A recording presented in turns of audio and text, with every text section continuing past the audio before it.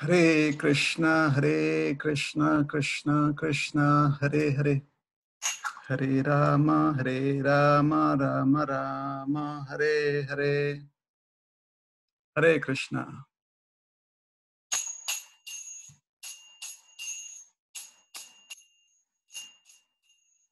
Jai Radha Madhava Kunja Bihari, Jai Radha Madhava Kunja Bihari, Jai Gopi Jana Vallabha Girivardhari, Jaya Gopi Jana Vallabha Girivardhari, Yashodanandana Braj Jana Ranjana, Yashodanandana Braj Jana Ranjana, Yamuna Tira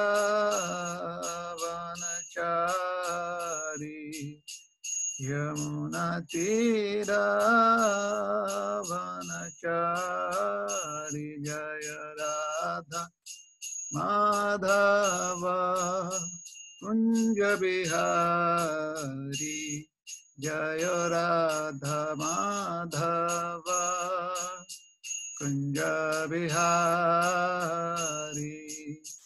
Hare Krishna,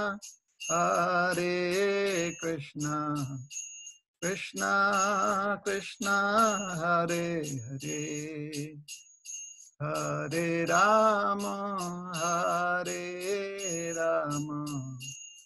Rama Rama, Hare Hare, Hare Krishna, Krishna Krishna, Hare Hare, Hare Rama, Rama Rama, Hare Hare, Hare Krishna, Krishna Krishna, Hare Hare, Hare Rama, Rama Rama, Hare Hare, Jaya Prabhupada,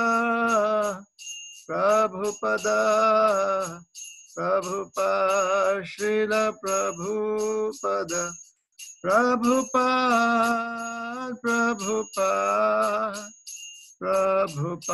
Jaya Jaya Prabhupada,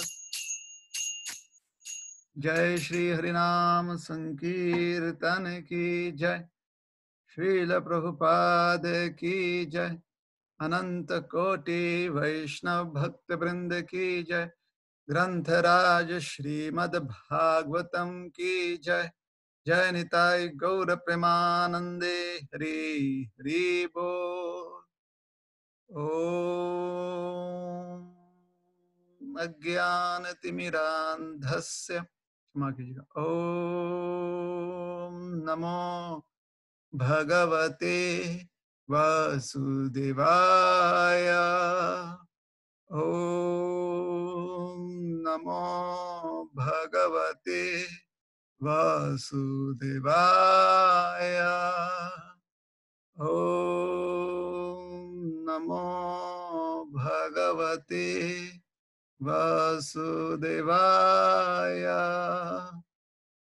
Narayanam Namaskritya Naram Chaiva Narottamam Devim Saraswatim Vyasam Tato Jayamudiraye Nashta Praeshu Bhadreshu Nityam Bhagavata Sevaya Bhagavatyuttama Shloke Bhaktir Bhavati Naishtiki.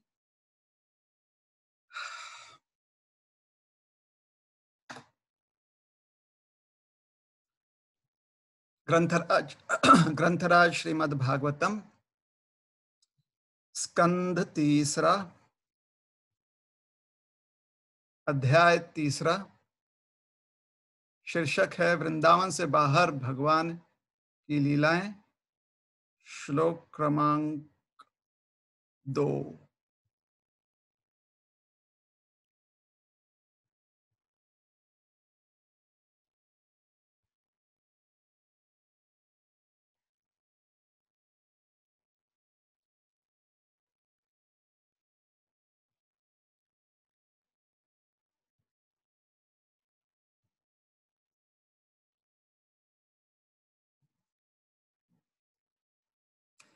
सांदीपनेह सुकृत सुकृत प्रोक्तम ब्रह्माधीत्य स विस्तरम तस्मै प्रादाद वरम पुत्रम मृतम पंच जनोदरात्। सांदीपने सकृत प्रोक्तम ब्रह्माधीत्य सविस्तरम तस्मै प्रादाद्वरम पुत्रम मृतम पंचजनोदरात्। सांदीपनेह सकृत प्रोक्तम ब्रह्माधीत्य सविस्तरम तस्मै प्रादाद्वरम पुत्रम मृतम पंचजनोदरात्। सांदीपनेह सकृत प्रोक्तम ब्रह्माधीत्य सविस्तरम तस्मै प्रादाद्वरम पुत्रम मृतम पंचजनोदरात्।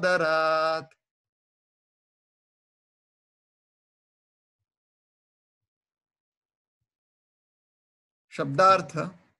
सांदीपनेह सांदीपनी मुनि के सकृत केवल एक बार प्रोक्तम कहा गया ब्रह्मा ज्ञान की विभिन्न शाखाओं समेत सारे वेद अधीत्य अध्ययन करके सविस्तरम विस्तार सहित तस्मै उसको प्रादात दिया वरम वरदान पुत्रम उसके पुत्र का मृतम मरे हुए पंचजना मृतात्माओं का क्षेत्र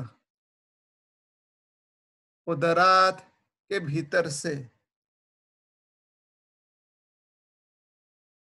अनुवाद। भगवान ने अपने शिक्षक सांदीपनी मुनि से केवल एक बार सुनकर सारे वेदों को उनकी विभिन्न शाखाओं समेत सीखा और गुरु दक्षिणा के रूप में अपने शिक्षक के मृत पुत्र को यमलोक से वापस लाकर दे दिया।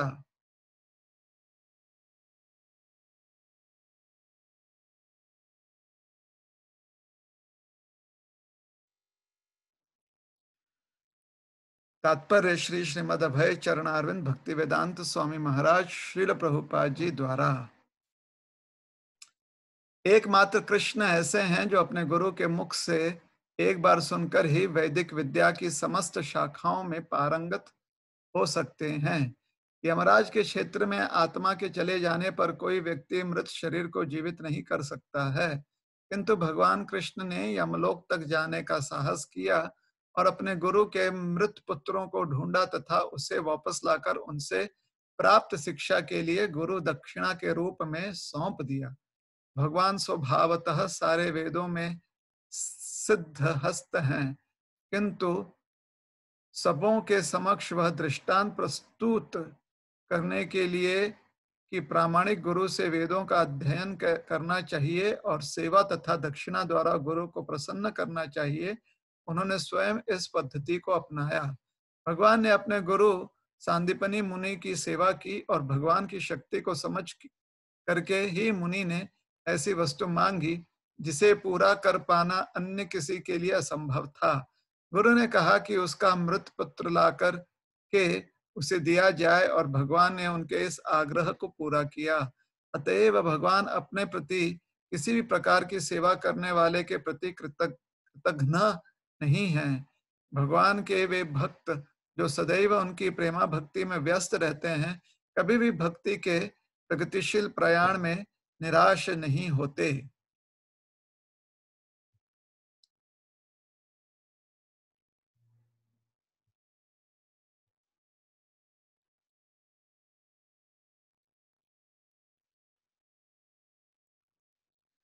ॐ अज्ञानतिमिरान्धस्य ज्ञानाञ्जनशलाकया चक्षुरुन्मिलितं येन तस्मै श्रीगुरवे नमः।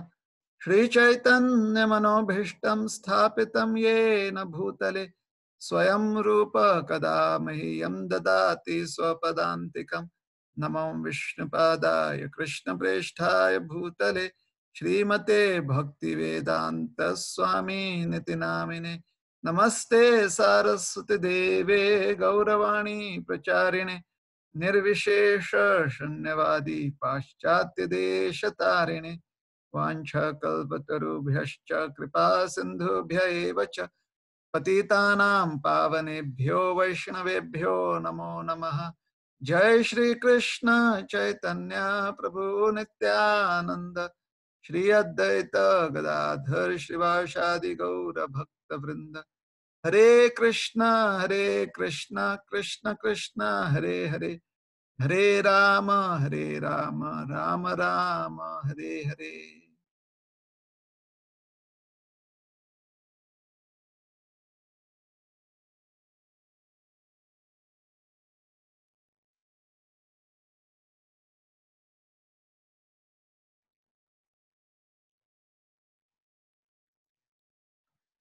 हरे कृष्णा।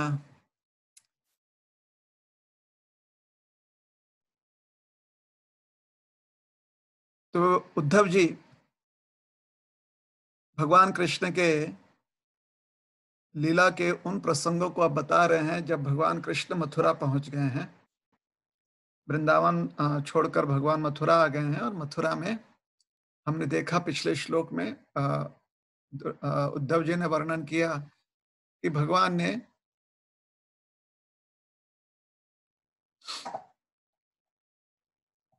कंस का वध कर दिया था और कंस के वध के उपरांत भगवान जाकर वसुदेव और देवकी जी को उन्होंने मुक्त किया और उग्रसेन महाराज को भी मुक्त किया।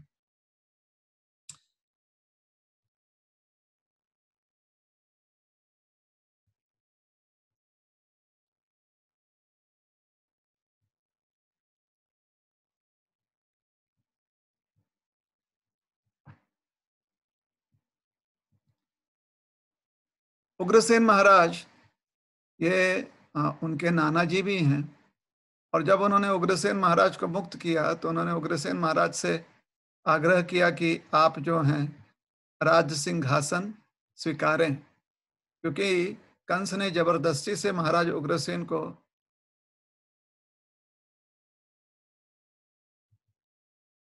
महाराज उग्र जबरदस्ती से महाराज उग्रसेन को राज सिंहासन से हटाकर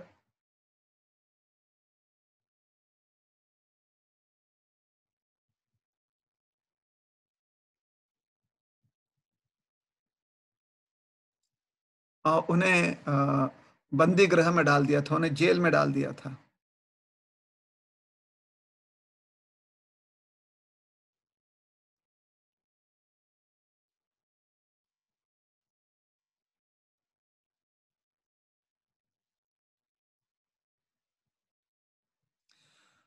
तो महाराज उग्रसेन ने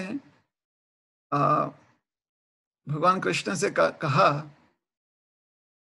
कि इस सिंहासन को आप स्वीकार लें, क्योंकि इस सिंहासन पर बैठने का अधिकार आपका है।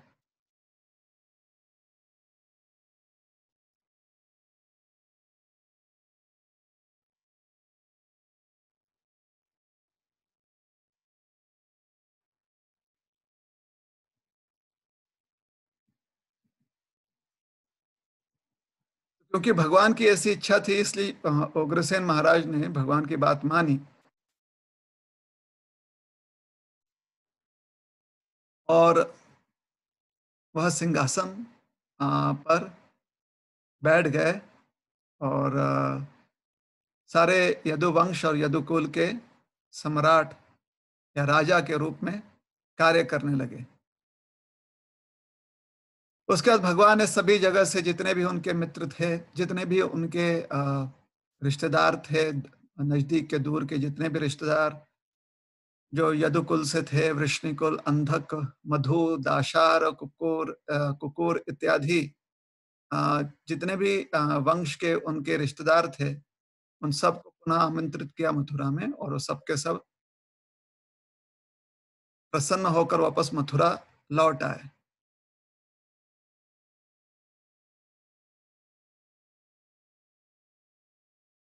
फिर उसके बाद भगवान कृष्ण जो अ, बलराम जी के साथ नंद महाराज और बाकी जो ग्वाल और बाकी जो गोपगण थे, उनसे मिलने गए। नंद महाराज ने अपने पुत्रों को देखा, उन्हें बड़ा आनंद हुआ, उनका आलिंगन किया, और फिर नंद बाबा ने सारी जो अ, उनके हालचाल के बारे में उनसे पूछा, और फिर नंद बाबा ने वसुदेव और देवकी के बारे में भी पूछा। उस समय कृष्ण ने नंद बाबा को बड़े ही प्रेम से कहा कि बाबा आप जो हैं वृंदावन चले जाएं, क्योंकि हम तो यहाँ पर 2-4 दिन के लिए ही आए थे, लेकिन थोड़े ज़्यादा दिन निकल गए हैं। ब्रज में सब कोई चिंतित होंगे। वसुदेव और देवकी जी अभी-अभी मुक्त हुए हैं। उग्रसेन महाराज भी अभी-अभी जो हैं बहुत वर्षों बाद अ, राज सिंहासन पर पुनः विराजमान हैं। तो उनके साथ हम थोड़ा दिन बिता लेते हैं। उनका शोक चला जाए या उनका दुःख जो है वो चला जाए।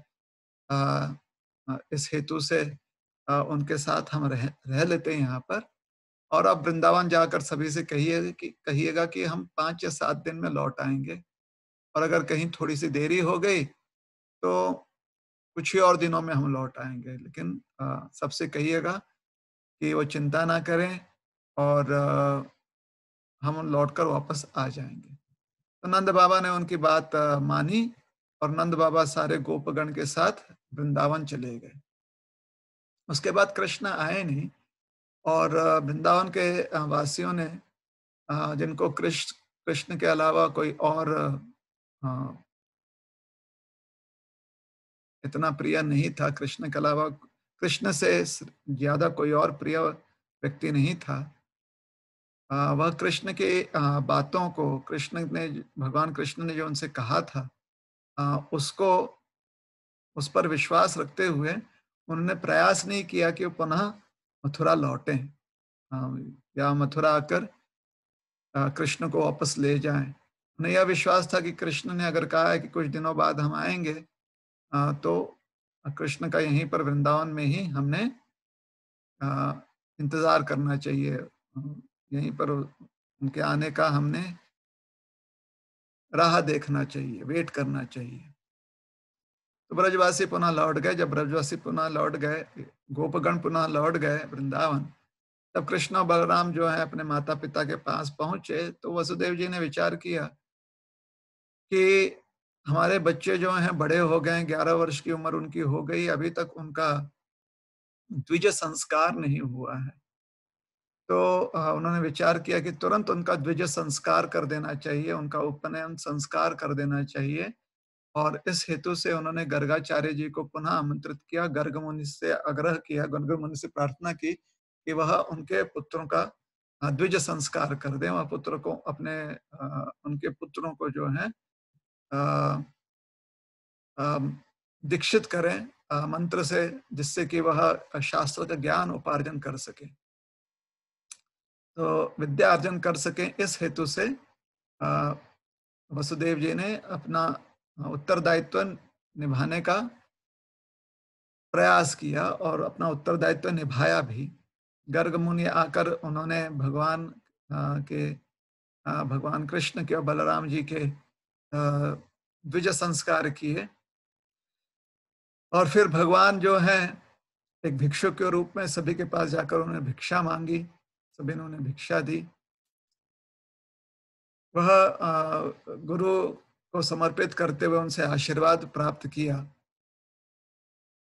और वसुदेव जी और देवकी जी बड़े प्रसन्न हुए कि उन्हें भगवान का उपनयन संस्कार करने का अवसर प्राप्त हुआ। तब भगवान ने उस समय वसुदेव जी ने विचार किया, जब द्विज संस्कार हो रहा था, उस समय वसुदेव जी ने विचार किया कि जब हमारे संतान का जन्म हुआ था, उस समय हमने मन में बहुत सारे ब्राह्मणों को गौदान किया था। तो वो तो मन में ही किया था, और इस बात का उन्हें अफ़सोस था कि मन में ही कर पाए, प्रत्यक्ष रूप से नहीं कर पाए। तो उन्होंने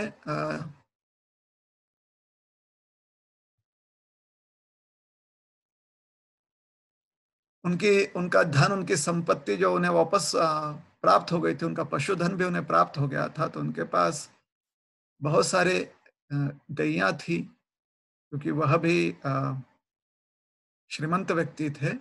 और उस समय के समाज में जितने भी श्रीमंत लोग थे, सबके पास गौएँ, घोड़े, हाथी, हाँ, यह सब हुआ करते थे। तो गौओं को अच्छे से सजा कर उन्होंने ब्राह्मणों को प्रचुर मात्रा में दान किया, और उनसे आशीर्वाद मांगा कि अ, कृष्ण और बलराम को लंबी आयु मिले, उनमें उन्हें वो आशीर्वाद दें कि अच्छा स्वास्थ्य प्राप्त हो, और अ, उन्हें किसी प्रकार का भी जीवन में कष्ट ना मिले।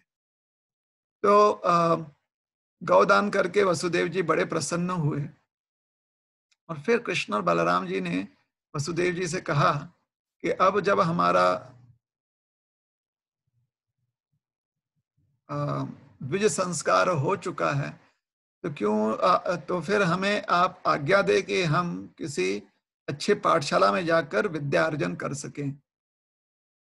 तो काशी के एक बहुत प्रकांड पंडित जो अवंतीपुर में रहा करते थे, अर्थात उज्जैन में रहा करते थे, काशी काशी मतलब वाराणसी, तो वाराणसी के एक रहिवासी थे, जो बहुत ही विद्वान थे, पंडित थे, और अ, भगवान की प्रेरणा से वह उज्जैन आकर वहां पर उन्होंने अपनी पाठशाला जो है स्थापित की थी, जहां पर वह अ, बच्चों को वेदों का ज्ञान दिया करते थे। उस समय वेदों का ज्ञान और जो वेदांग है उसका ज्ञान उपयोगी था, ताकि आप अपने जीवन में कुछ काम काज कर सकें। तो वेदों के साथ वेदांग और अन्य जो कलाएं हैं, अलग अलग प्रकार की जो कला होती है, जिससे कि व्यक्ति समाज में कुछ स्किल्स प्राप्त करके कुछ बिजनेस कर सके या नौकरी कर सके, तो ऐसे कलाएं 64 प्रकार की अलग अलग कलाएं होती हैं, कलाएं भी सिखाते थे सांदीपनी मुनि। तो कृष्ण और बलराम जो है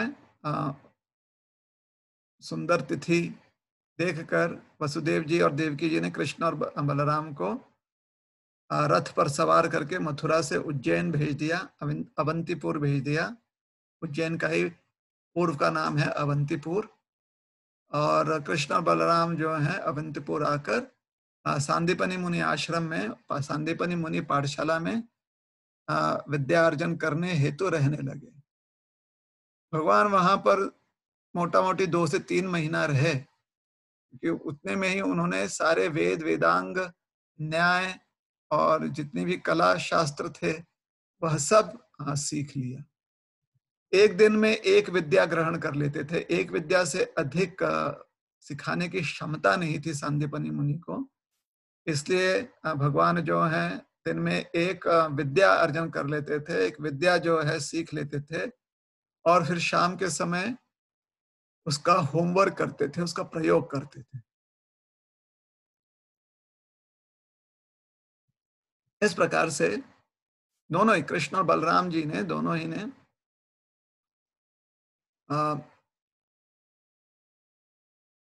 2.5 से 3 महीने में सारा जितना भी कुछ विद्या सांदीपनी मुनि जी प्रदान कर सकते थे वो सब ग्रहण कर लिया। और जब वह सब ग्रहण कर लिया तो सांदीपनी मुनि बड़े प्रसन्न हुए। तो यहाँ पर भगवान जो है यह प्रदर्शित करना चाहते हैं कि जब आप इस संसार में जन्म लेते हो, तो आपके कुछ कर्तव्य होते हैं जिसका पालन करना आवश्यक है। और एक कर्तव्य जिसका पालन करना आवश्यक है वो यह है कि आप विद्या अर्जन करें। ये आपका कर्तव्य होता है।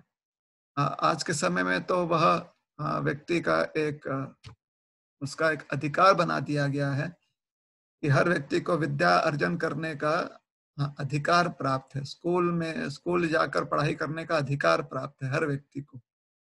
तो वह एक अधिकार बना दिया गया है। शास्त्र कहते हैं कि वह एक जिम्मेदारी भी, एक उत्तरदायित्व है। उत्तरदायित्व के रूप में जब हम शिक्षा ग्रहण करते हैं तो फिर हम बड़े प्रामाणिकता से शिक्षा ग्रहण करने में या शिक्षण ग्रहण करने में हम बड़े प्रामाणिकता से व्यवहार करते हैं। क्योंकि जब हम स्वयं से कोई अभिलाषा व्यक्त करते हैं तो फिर उसमें अपना मन भी लगाते हैं। अगर कभी हम पर जोर जबरदस्ती से कोई हमसे करवाता है काम तो शायद हम काम कर लें, लेकिन मन लगे ना लगे यह कुछ निश्चित नहीं होता। तो पूर्व काल में सब कोई जो है जानता था कि विद्या अर्जन करना यह उनकी एक आवश्यकता ही नहीं है बल्कि उनकी जिम्मेदारी है, ताकि विद्या अर्जन करके वो कोई ना कोई लाइफ स्किल सीख लें जिसका प्रयोग करके वो संसार में अ, धन अर्जन कर सके या संसार में जो भी दैनंदिन जीवन के लिए सामग्री आवश्यक है अ, वो प्राप्त कर सके। न्याय शास्त्र में कहा गया है कि शेर को भी अपना भोजन बैठे बैठे मिलता नहीं। अगर शेर मुंह खोलकर बैठा रहे कि मेरे मुंह में कोई हिरन आकर चली आएगी और फिर हम उसे खा लेंगे, तो ऐसा होता ही नहीं। तो हर किसी को जो है आ, आ, हर किसी के लिए ये अत्यंत आवश्यक है कि वह कुछ ना कुछ लाइफ स्किल्स सीखें।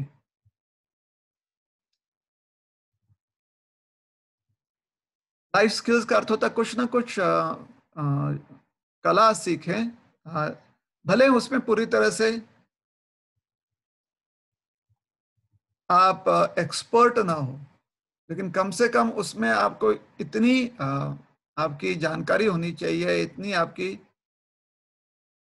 अ,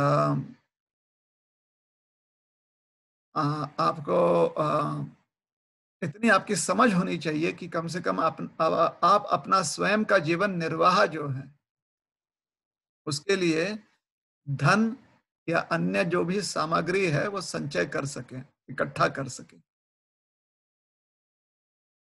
तो हितोपदेश में ऐसा कहा गया है। तो सोचिए, शेर तो जंगल का राजा होता है ना, किंतु उसे भी कष्ट करना पड़ता है। नहीं सुप्तस्य सिंहस्य प्रविशन्ति मुखे मृगाः। अगर हितोपदेश एक नीति शास्त्र है कि एक शेर था, वो हमेशा धूप में ऐसे अंगड़ाई लेकर बैठ जाता था, जोर जोर से गुर्राता था, लेकिन हिलता डुलता नहीं था, उठता ही नहीं था। और उसके भय से बहुत सारे प्राणी उससे दूर रहते थे। लेकिन जब उन्होंने देखा कि ये शेर हिल ही नहीं रहा है तो उनका भय थोड़ा कम होने लगा। वो शेर के पास से निकलने लगे। शेर कुछ भी नहीं करता था, वो खाली मुंह खोल के बैठा रहता। तो धीरे धीरे शेर कमजोर होने लगा। तो एक ज्ञानी व्यक्ति वहां से जा रहे थे, तो उन्होंने शेर की अवस्था देखी। शेर से पूछा कि आप बड़े कमजोर लग रहे हैं, क्या बात है? तो शेर ने कहा कि मैं बहुत दिनों से भोजन नहीं किया हमने। तो उन्होंने पूछा क्यों नहीं किया? उन्होंने कहा हम राजा हैं, तो हम सबको आदेश दे रहे थे कि हर दिन कोई ना कोई जो है भोजन मेरे मुंह में अपने आप चले आना चाहिए। तो उस समय उन्होंने कहा कि नहीं, ऐसी बात नहीं है। अपने भोजन प्राप्त करने की आवश्यकता आपको भी है, क्योंकि क्यों कोई प्राणी जो है आपका भोजन भरकर अपना अपना प्राण त्यागेगा। तो उन्होंने कहा कि आपको भी मेहनत करनी है। बिना मेहनत किए हुए आपको आपके जीवन निर्वाह के जो वस्तु हैं वो प्राप्त नहीं होंगे। तो नहीं सुप्तस्य सिंहस्य प्रविशन्ति मुखे मृगाः। तो हाथ पर हाथ रखकर बैठने से कुछ मिलता नहीं।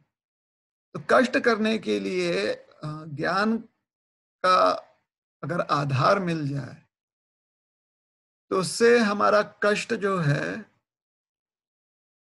वो कम हो जाता है, क्योंकि कितना अ, कष्ट करना है हमें पता चल जाता है ज्ञान के आधार पर, और साथ ही साथ अपने लक्ष्य को हम अ, निश्चित रूप से प्राप्त कर पाते हैं। तो भगवान यह सिद्ध करना चाहते हैं कि मानव जीवन में हमें ज्ञान प्राप्त करने में आलस्य नहीं करना चाहिए, क्योंकि जब व्यक्ति ज्ञान प्राप्त कर लेता है तो उससे उसे अपने जीवन में बहुत लाभ मिलता है। वह जीवन में अ, स्वावलंबी हो जाता है। तो भगवान कृष्ण जो है एक आदर्श शिष्य बनकर सांदीपनि मुनि के आश्रम पहुंचे। दूसरी चीज जो भगवान सिखाते हैं वो यह है कि कभी भी अपने अस्तित्व का हमें गर्व गर्व नहीं होना चाहिए, मिथ्या अभिमान नहीं होना चाहिए। भगवान तो भगवान है ना, तो सारे कलाओं से परिपूर्ण है, लेकिन भगवान ने कभी यह अभिमान नहीं दर्शित किया।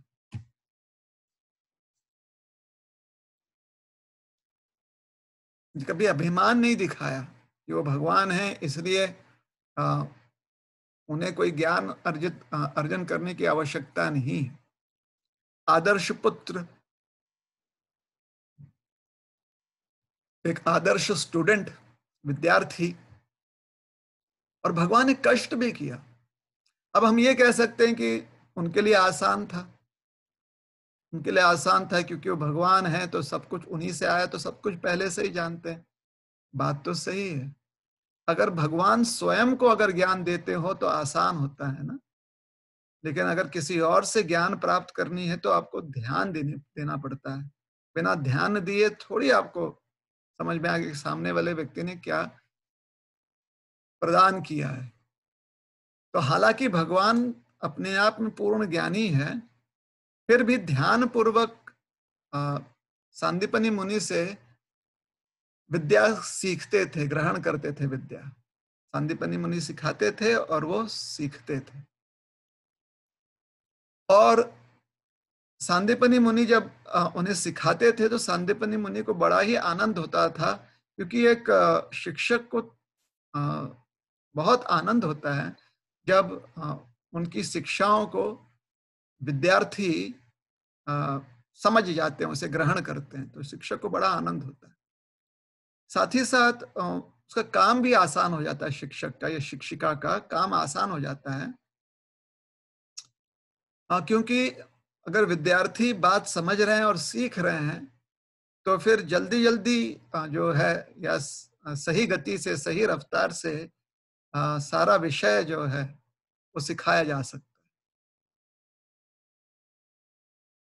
तो इस प्रकार से सांदीपनि मुनि जी का जो उनका जो धर्म था या उनकी जो अभिलाषा थी कि वह अपने विद्यार्थियों को ज्ञान प्रदान करें, अ, उस अभिलाषा में या उस अभिलाषा की पूर्ति में भगवान ने सांदीपनि मुनि की खूब सहायता की। और भगवान की सहायता से सांदीपनि मुनि जो हैं अ, वह बहुत ही संतुष्ट हो गए, क्योंकि उन्हें इतना अच्छा विद्यार्थी मिला था कि बहुत ज्यादा ही संतुष्ट हो गए।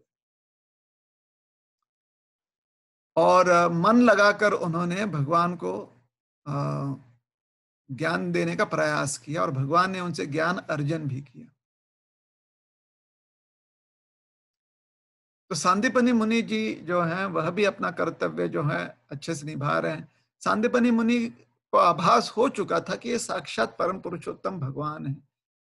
फिर भी सांदीपनि मुनि की इच्छा थी कि वह भगवान की सेवा करें, और क्योंकि भगवान ने उन्हें सेवा रूप में गुरु या सेवा सांदीपनि मुनि जी की सेवा जिस रूप में स्वीकारी थी, उस रूप में उन्हें गुरु सेवा करनी थी। उन्हें गुरु के रूप में उनकी सेवा करनी थी। तो इसलिए सांदीपनि मुनि जी ने उन्हें गुरु उपदेश प्रदान किया। तो 64 दिन में ऐसा कहा जाता है भगवान ने 64 के 64 कलाएं सीख ली, वेद और वेदांग सहित, न्याय शास्त्र सहित, धर्म शास्त्र सहित सब कुछ भगवान ने सीख लिया। धर्मशास्त्र आपको सिखाते हैं किस प्रकार से व्यवहार करना है। न्याय शास्त्र आपको समझाते हैं कि उस व्यवहार में कितना आपका अधिकार है, कितना आपका अधिकार नहीं है। तो मतलब बहुत ही अ, संक्षिप्त में, सार में इन 2 शास्त्रों के बारे में समझा रहे हैं। क्योंकि जब वेद और वेदांग कहेंगे तो आप में से बहुत लोग जो हैं आपको लगेगा ठीक है, लेकिन ये धर्मशास्त्र क्या है? अर्थशास्त्र क्या है? शायद आप में से किसी के मन में उत्सुकता जागृत हो जाए, तो संक्षिप्त में हमने समझा दिया। धर्मशास्त्र समझाते हैं कि व्यवहार, योग्य व्यवहार किस प्रकार से होना चाहिए, और न्याय शास्त्र सिखाते हैं कि योग्य व्यवहार का अधिकार किस समय, कैसे, और मतलब देश काल और पात्र के अनुसार कैसे होता है, उस अधिकार, वह अधिकार कैसे प्राप्त होता है और उस अधिकार का प्रयोग कैसे किया जाए, ये न्याय शास्त्र सिखाते हैं। हम्म। तो भगवान ने ये सब सीख लिया। जब भगवान ने सब कुछ सीख लिया तो सांदीपनि मुनि प्रसन्न हुए, और प्रसन्नता के साथ साथ अ, उन्हें लगा कि हमारे शिष्य इतने अद्भुत हैं कि गुरु दक्षिणा भी अद्भुत होनी चाहिए। शिष्य के मर्यादा के अनुसार दक्षिणा भी वैसे ही होनी चाहिए। और सांदीपनि मुनि जो है उनसे कोई धन सामग्री नहीं चाहते थे। सांदीपनि मुनि जो है अपने विद्या आश्रम में संतुष्ट थे, तो उन्हें कोई धन संपत्ति के लालच नहीं थी। किंतु अगर वो कुछ नहीं लेते या कुछ ऐसा भेंट मांग लेते दक्षिणा के रूप में, जो एक राजकुमार के ओहदे से कहीं ज्यादा कम हो, और ऐसे विद्यार्थी के क्षमता, कार्य क्षमता से, कार्य क्षमता का जो ओहदा है उससे कहीं कम हो, तो फिर ये योग्य नहीं होगा। तो उन्होंने विचार किया कि किस प्रकार की गुरु दक्षिणा जो है योग्य है ऐसे श्रेष्ठ शिष्यों को के लिए, कि वह यह दक्षिणा गुरु को प्रदान करें। तो उन्होंने अपने पत्नी से विचार विमर्श किया, और विचार विमर्श कर कर यह निर्णय उन्होंने लगाया, यह निर्णय लिया कि हाँ, ये साधारण बालक नहीं है, ये तो साक्षात परम पुरुषोत्तम भगवान है। तो क्यों ना ऐसी गुरु दक्षिणा मांगी जाए जो भगवान से मांग कर लगे कि हाँ, हमने योग्य काम किया। तो पत्नी से विचार विमर्श करके सांदीपनि मुनि भगवान के समक्ष आए, और उन्होंने कृष्ण और बलराम से कहा। कृष्ण और बलराम ने उन्हें प्रणाम किया, उन्हें धन्यवाद दिया, और उनसे आग्रह किया कि कुछ गुरु दक्षिणा वो स्वीकार करें। तो सांदीपनि मुनि ने कहा कि अगर आप गुरु दक्षिणा देना ही चाहते हैं तो हमारी एक इकलौती संतान थी, हमारा हमारा पुत्र था। कुछ समय पर पूर्व जो है प्रभास क्षेत्र हम लोग गए थे। वहां पर अ, तीर्थ दर्शन करने के लिए, तो समुद्र के तट पर हमारा पुत्र खेल रहा था, छोटा था। कुछ बड़ी-बड़ी लहरें आई और उसमें हमारा पुत्र जो है बहकर समुद्र में चला गया, और उसके बाद हमें मिला नहीं। तो हमें पता भी नहीं है कि वो कहाँ है, तो कृपया कर कर संभव होए तो आप उसे ढूँढ ले आएँ हमारे लिए। तो एक राजा का कर्तव्य भी ये होता है कि वह गुरुजनों की सेवा करे। तो राजकुमार होने के नाते भगवान कृष्ण के पास इतनी तो सुविधाएँ थीं, इतना उनके पास व्यवस्था थी कि देश-विदेश में वह गुप्तचरों को भेजकर अपने अ, गुरु की जो इच्छा है वो पूर्ण कर सके। तो भगवान कृष्ण ने स्वयं अ, यह यात्रा जो है वह करनी शुरू की। वो प्रभास क्षेत्र गए, वहां पर तट पर बैठकर, समुद्र तट पर बैठकर ध्यान में दोनों भाइयों ने समुद्र का आवाहन किया। समुद्र देव प्रकट हुए। समुद्र जी ने उनसे पूछा कि प्रभु क्या आज्ञा है। तो भगवान कृष्ण ने समुद्र देव को प्रणाम करते हुए बड़े विनम्रता से पूछा कि क्या हाँ, आपने हमारे गुरु के पुत्र को आपने जो है उसे छीन लिया है, आपने उसे अपने पास रखा हुआ है। तो वरुण देव ने कहा कि नहीं, हम ऐसा कभी नहीं करेंगे और हमने ऐसा किया नहीं है। समुद्र देव ने कहा, हमने ऐसा किया नहीं है। किंतु आप क्योंकि पूछ रहे हैं तो हम आपको एक संदिग्ध जो है समाचार देना चाहते हैं या एक गुप्त समाचार देना चाहते हैं कि अ, समुद्र में ही समुद्र के तल पर में एक राक्षस रहता है, एक दैत्य है, दितिपुत्र है, वह रहता है और उसने बहुत सारे राजा, राजकुमार, राजकुमारियों को बंदी बनाकर वहाँ पर राजमहल उसने समुद्र के तल में उन सबको रखा हुआ है और बहुत जल्दी ही वह उन सब के साथ उन सब का बलि दे देगा या उन सब के साथ कोई ऐसा व्यवहार करेगा जिससे कि उनका जीवित रहना मुश्किल है।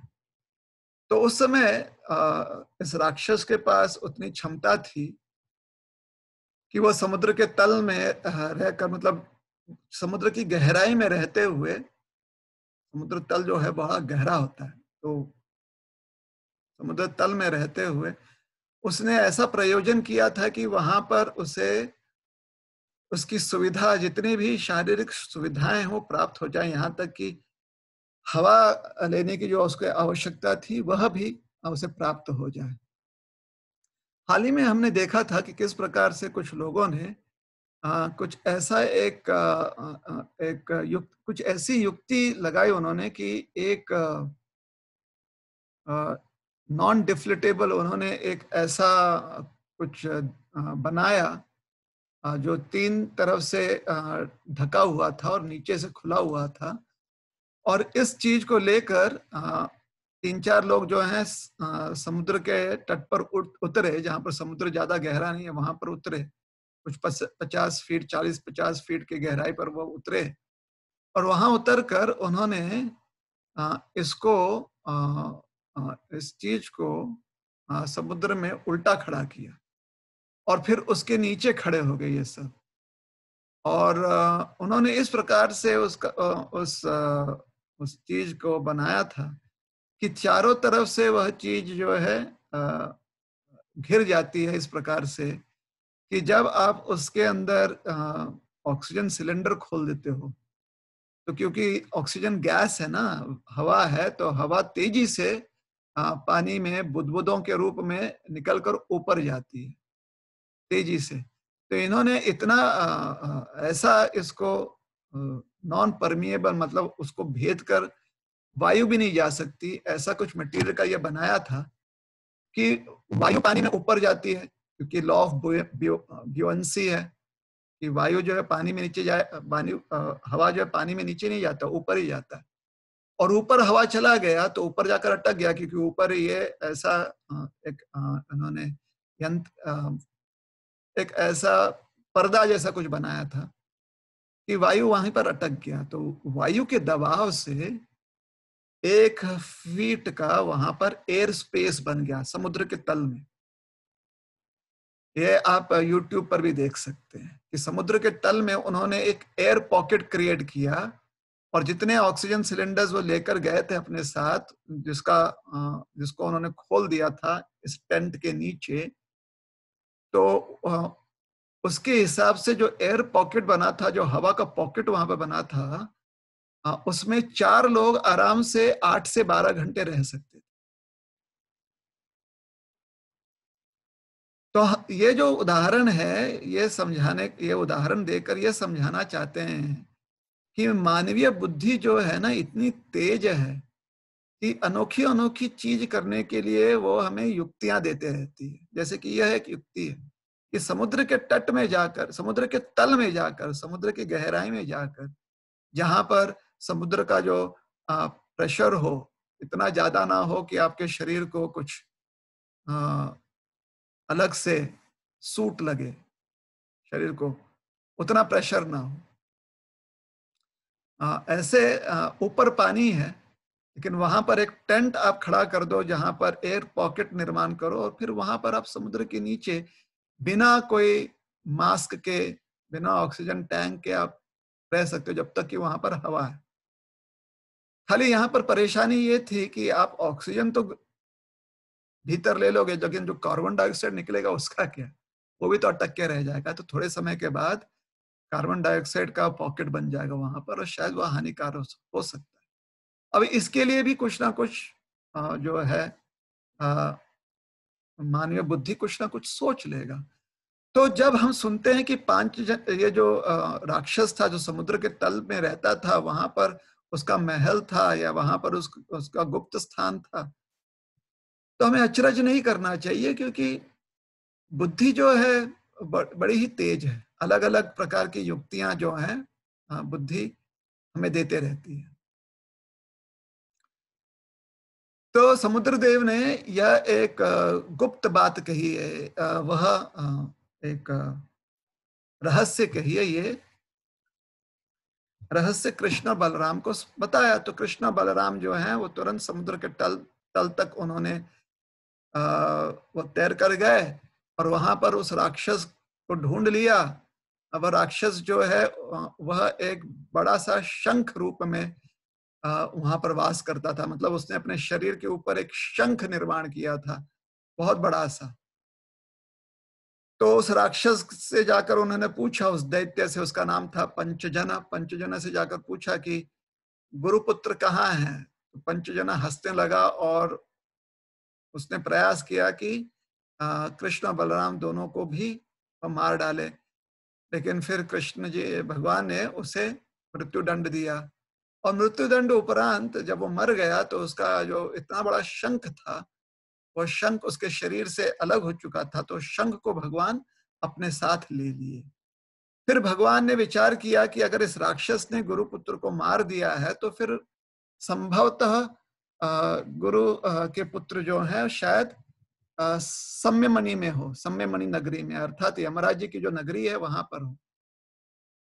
तो वो यमराज जी के नगरी गए, यमलोक गए, और यमलोक के द्वार के बाहर उन्होंने शंखनाद किया, शंख बजाया, और यमराज जी तुरंत समझ गए कि भगवान आए हुए हैं। उनके शंखनाद से बहुत ही प्रसन्न होकर यमराज जी दौड़ते हुए स्वयं आए नगर के बाहर भगवान का स्वागत करने के लिए। बहुत प्रेम से भगवान का स्वागत किया, क्योंकि यमलोक में भगवान के भक्त ज्यादा दिखाई देते नहीं है, और यमराज जी जो हैं हमेशा आतुर रहते हैं कि भगवान या भगवान के भक्तों का संगति प्राप्त हो। तो स्वयं जब भगवान आए थे तो यमराज जी अति प्रसन्न हो गए। उसी प्रकार से हमें भी प्रयास ये करना चाहिए कि हम हमेशा से आतुर रहें भगवान और भगवान के भक्तों की संगति प्राप्त करने हेतु। अगर भगवान की संगति और भक्तों की संगति प्राप्त होती है तो फिर हमारा जीवन जो है अति सुंदर हो जाता है। तो भगवान और भगवान के भक्तों की संगति कहाँ पे प्राप्त होती है? जहां पर मंदिर हो, जहां पे भगवान के भक्त सेवा करते हो, उस स्थान पे प्राप्त होती है। इसलिए हमारे संस्कृति में भक्त जो है मंदिर जाते हैं। कुछ लोग मंदिर इसलिए जाते हैं क्योंकि भगवान से कुछ मांगना चाहते हैं, और अन्य लोग मंदिर जाते हैं क्योंकि वहां पर सत्संग करने को मिलता है, वहां पर कृष्ण कथा श्रवण करने को मिलता है, वहां पर सेवा करने का अवसर प्राप्त होता है। साक्षात भगवान विग्रह रूप में वहां पर होते हैं, उनका दर्शन करने का लाभ मिलता है, और प्रसाद भी उन्हें ग्रहण करने को मिलता है। वहां पर ग्रंथ भी प्राप्त होते हैं, तो इसलिए लोग मंदिर जाते हैं। तो इस प्रकार से नियम से मंदिर आना, और नियम से मंदिर आकर हरि कथा सुनना, कृष्ण कृष्ण कीर्तन में भाग लेना, यह हमारे लिए लाभदायी, और आनंद भी हमें खूब मिलता है। तो यमराज जी बड़े प्रसन्न हुए। यमराज जी ने भगवान का स्वागत किया। सम्यमणि में भगवान ने उनके स्वागत, उनके आतिथ्य को स्वीकारा भगवान ने। और फिर भगवान ने उन्होंने पूछा भगवान से कि आपका हमारे नगरी में कैसे आना हुआ प्रभु? तो भगवान ने कहा कि क्या आपके यहाँ सांदीपनि मुनि के पुत्र जो हैं आए हैं? उन्होंने कहा कि जी हाँ, वो हमारे यहाँ ही हैं। तो भगवान ने कहा किसी प्रकार से अपने पिछले कुछ कर्मों के वजह से गुरुपुत्र जो हैं यहाँ पर साम्यमणि में, यहाँ पर आपके यहाँ पर हैं, यमलोक में हैं। हम आपसे निवेदन करते हैं कि आप उन्हें लौटा दें, ताकि गुरु दक्षिणा के रूप में हम अपने अपने गुरु की जो आज्ञा है उसका पालन कर सके। तो यमराज जी बात समझ गए। यमराज जी ने कहा कि बिल्कुल आप ले जाएं इन्हें, और आपसे यही प्रार्थना करते हैं कि आप हमें वरदान दें कि नित्य आपका नाम स्मरण होते रहे। हरे कृष्ण कृष्ण कृष्ण हरे हरे, हरे राम राम राम हरे हरे। और आपकी सेवा करने की अभिलाषा हमेशा मन में जागृत रहे।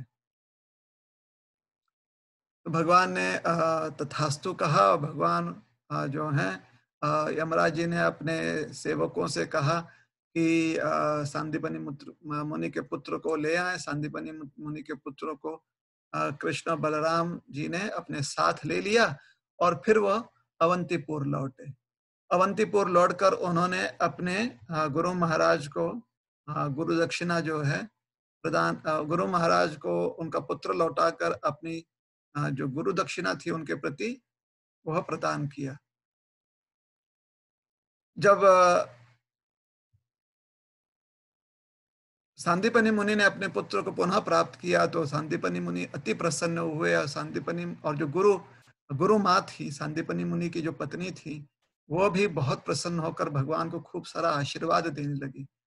उस समय भगवान ने उनसे पूछा, गुरु जी से, कि आचार्यवर, आपकी कोई और भी इच्छा है तो बताएं, गुरु दक्षिणा के रूप में आपकी उस इच्छा को भी हम पूर्ण करेंगे।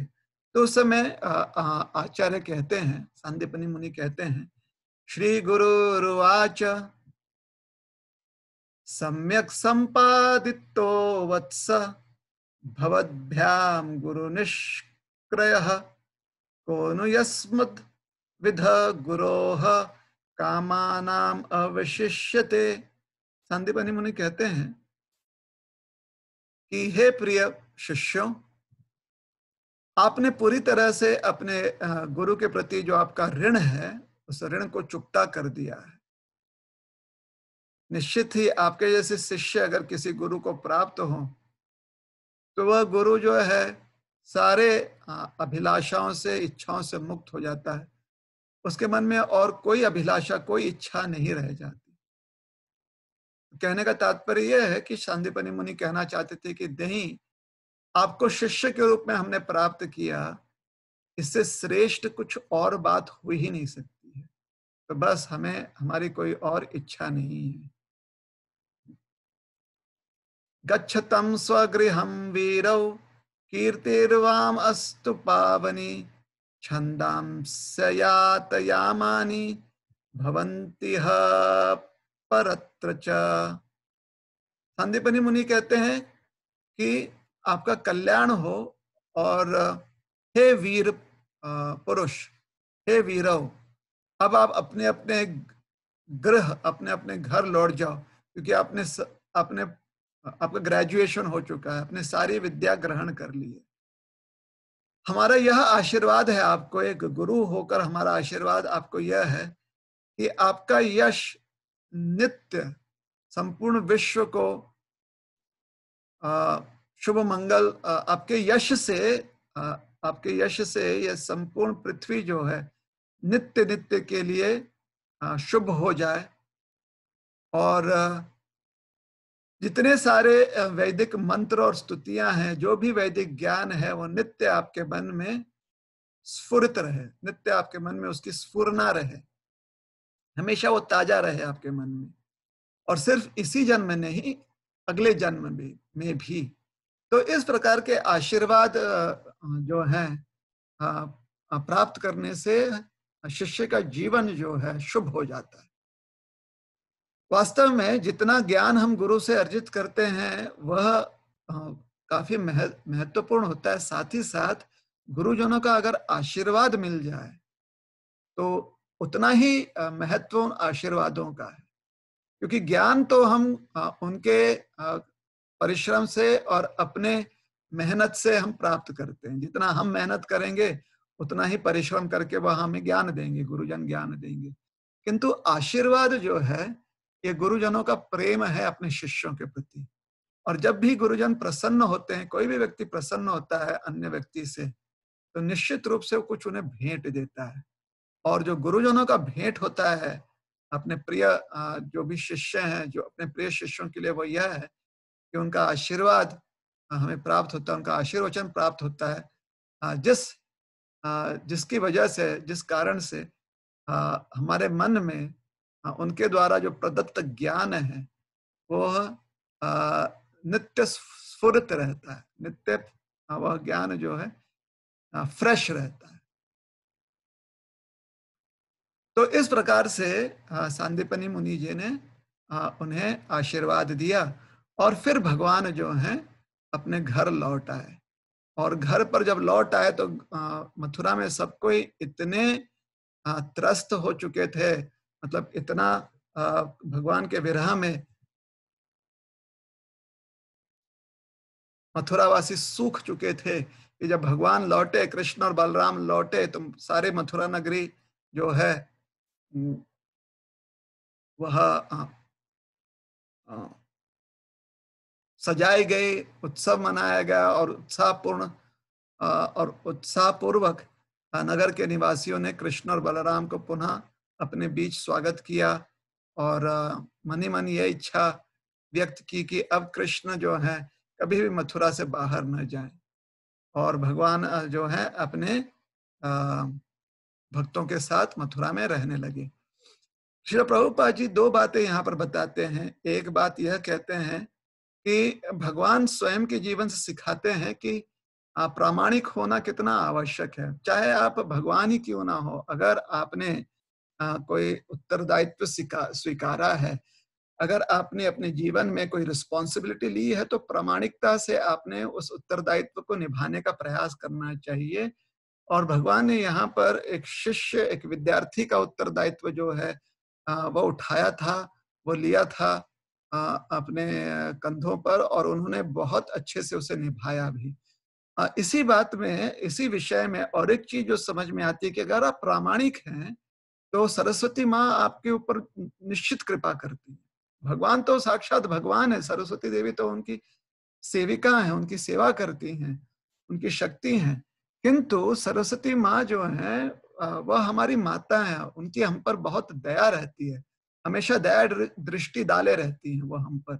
इसलिए जब हम विनम्र होकर उनके प्रति समर्पित हो जाएंगे और ज्ञान रूप में सरस्वती माँ का आशीर्वाद ग्रहण करना चाहेंगे, तो फिर सरस्वती देवी हम पर कृपा करती हैं और वो ज्ञान जो है हमारे मन में उतर जाता है, हमारा मन उसे याद कर लेता है।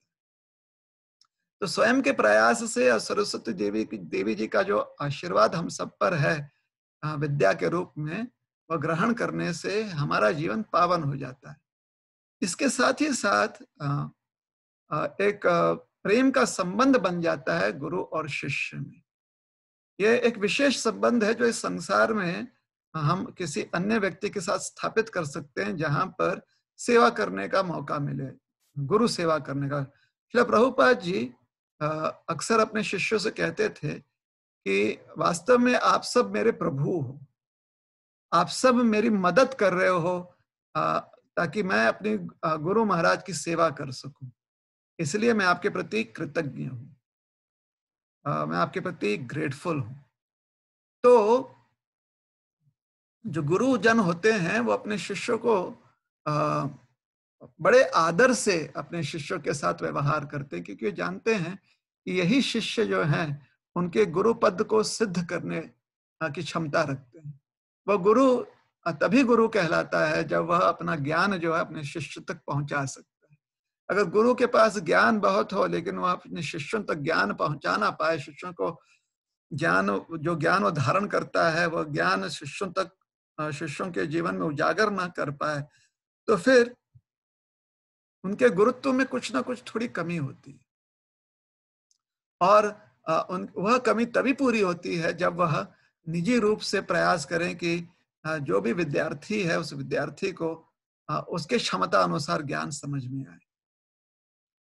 तो ये सारी चीजें जो हैं भगवान सिद्ध करते हैं कि गुरु जो है अपना कर्तव्य निभा रहे हैं। विद्या अर्जन करना ये हर जीव का, हर मनुष्य का जो है कर्तव्य है, उसका अधिकार है।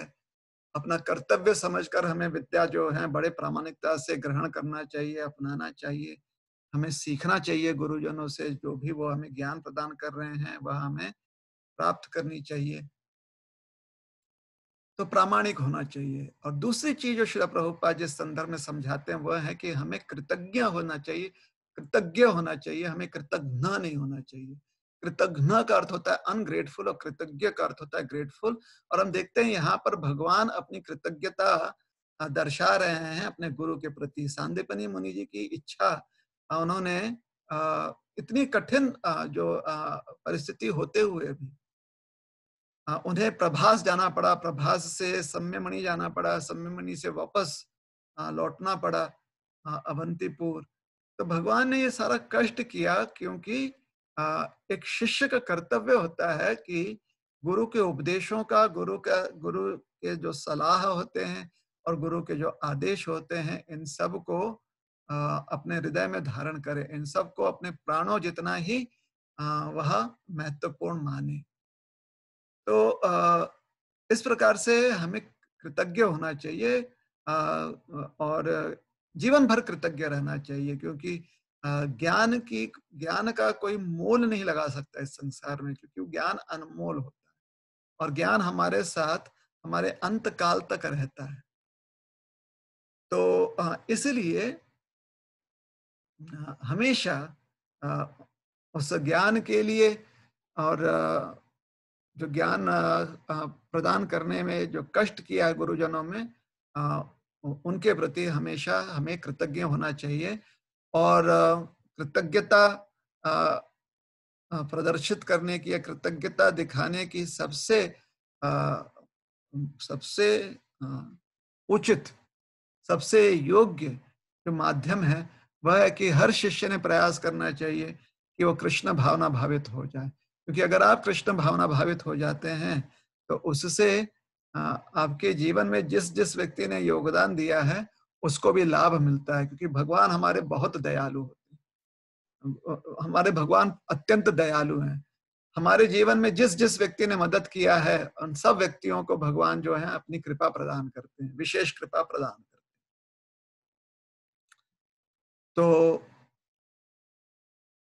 इसलिए हमें कृतज्ञ होना चाहिए और कृतज्ञतावश जो है हमें हमेशा से प्रामाणिक रहते हुए ज्ञान को अपने मन में जागृत रखना चाहिए, ज्ञान को अपने मन में फ्रेश रखना चाहिए और उसका प्रयोग करना चाहिए, ताकि स्वतः कल्याण और लोक कल्याण दोनों हो सके। अपना कल्याण हम कृष्ण भावना भावित होकर अपना कल्याण कर सकते हैं, उसी प्रकार से समाज में कृष्ण भावना जो है, कृष्ण भावना भावित होने का अवसर दूसरों को भी मिले, इसलिए हमें कृष्ण भावना का प्रचार करना चाहिए। इस प्रकार से हम अपना भी जीवन सफल कर सकते हैं और समाज में अन्य लोगों को भी एक अवसर दे सकते हैं कि वह भी अपना जीवन जो है, मानव जीवन जो है, सफल कर सके। तो यहाँ पर हम रुकेंगे। हरे कृष्ण कृष्ण कृष्ण हरे हरे, हरे राम राम राम हरे हरे। हरे कृष्णा। तो अगर किसी के मन में कोई प्रश्न है, तो आपने कमेंट सेक्शन में वो प्रश्न पूछकर हम तक भिजवा देना है, ताकि हम उस प्रश्नों का उत्तर दे सकें आपको। कमेंट सेक्शन में ये भी जरूर लिखिएगा कि आपको आज कौन सी बात सीखने को मिली, और उससे उस संदर्भ में आपका कोई अगर मत है, कोई अभिप्राय है, तो उसे भी व्यक्त जरूर कीजिएगा। आज सवेरे जो है ट्रांसमिशन तो हुआ फेसबुक पर, लेकिन फिर फेसबुक पर वो पोस्ट दिखाई नहीं दे रहा था, इसलिए आप लोगों के लिए हमने वो फिर से पोस्ट जो है फेसबुक पर पोस्ट किया हुआ है। तो वही पोस्ट एक अन्य पोस्ट में पोस्ट किया हुआ है। यह शायद पोस्ट हो जाए, ऐसी अपेक्षा रखते हैं।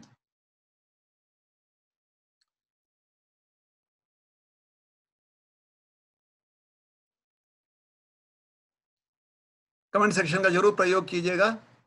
और यही लेक्चर जो है, इसे हम यूट्यूब पर भी अपलोड करेंगे, और यूट्यूब चैनल है इस्कॉन औरंगाबाद मीडिया।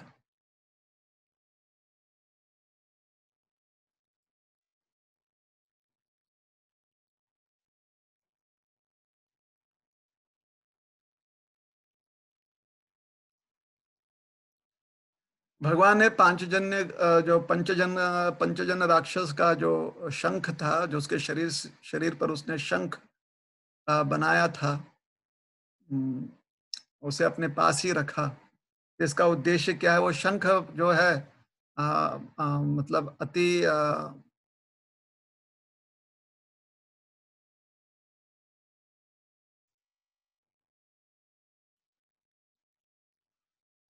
शंख का स्वरूप और आकार जो है अत्यंत ही सही था, बिल्कुल योग्य था, बहुत ही उचित था। और भगवान ने ऐसा कहा जाता है कि उसी शंख का भगवान ने आगे चलकर प्रयोग किया और शंख का नाम पड़ गया पांचजन्य। एक कथा ऐसी भी है कि उन्होंने अ, अ, यह शंख जो है प्राप्त किया और उसे शंखनाद के प्रयोग में उस शंख का प्रयोग किया। शंख ध्वनि जब भी अ, ध्वनि प्रकट करनी हो शंख से तब।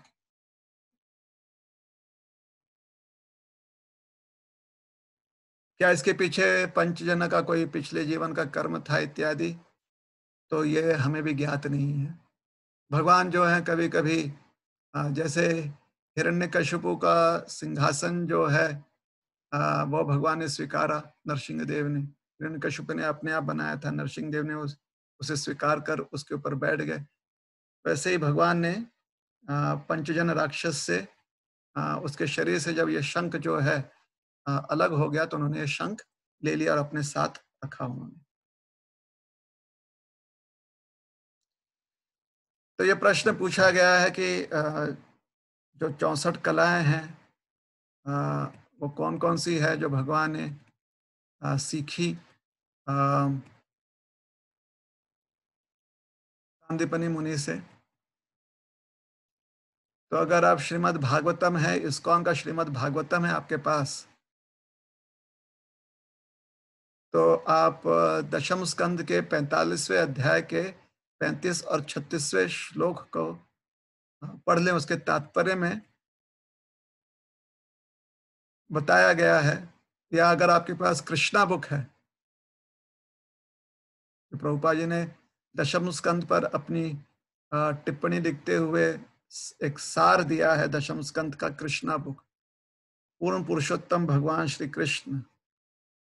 अगर वह आपके पास है तो उसमें भी अगर आप दशम स्कंद 45वां अध्याय पढ़ेंगे तो उसमें ये 64 कलाएं दी गई हैं। अगर आपको सुनना है तो अभी बता रहे हैं।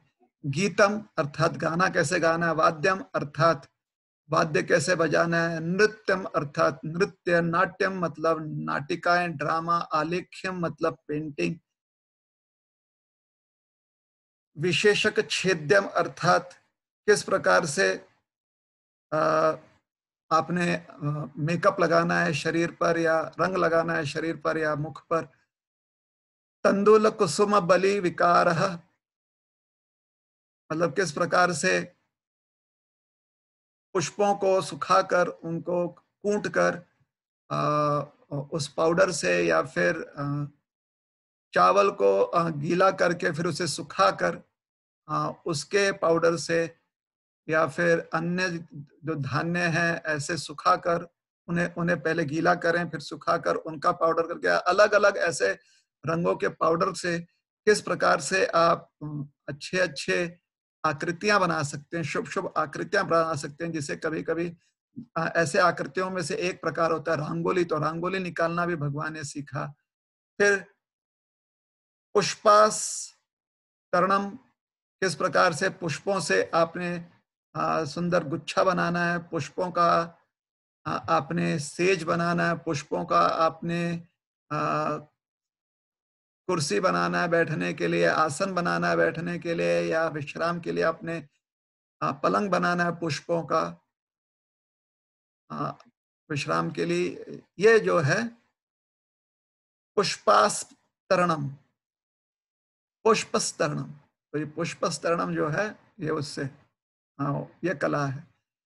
फिर अगली कला है दशना वशनांग रागा, अपने दांत को अगर रंगना है किसी कारण से या अपने कपड़ों को रंगना है या अपने अ, पैरों के तलवों को रंगना है या हाथ उसको आपने जो आपकी अंजलियां हैं उसे रंगना है, मतलब आलता लगाना है या मेहंदी लगाना है, इत्यादि इत्यादि। जो एक दो इसी कला के एक दो प्रकार हैं, वह भगवान ने सीखा।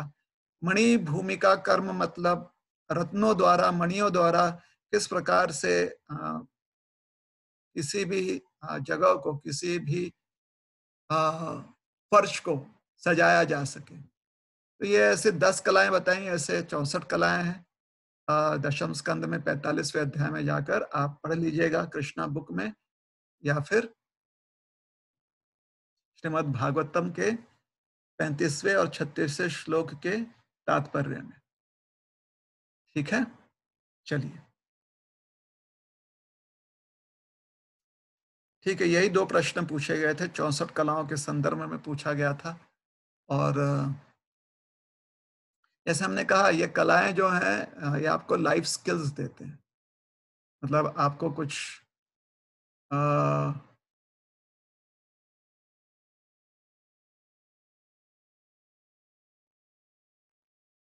जीवन कलाएं,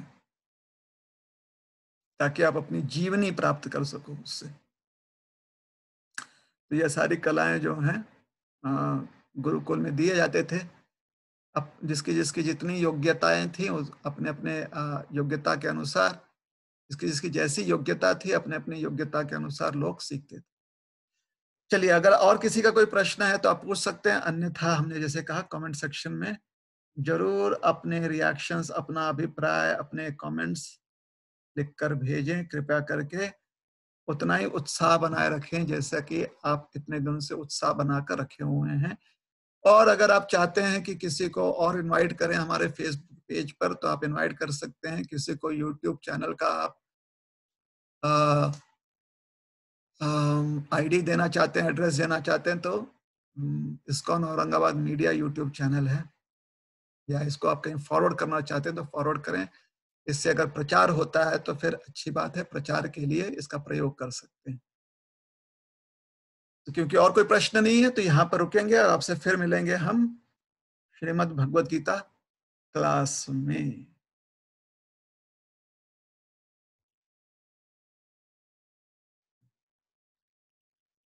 बहुत बहुत धन्यवाद।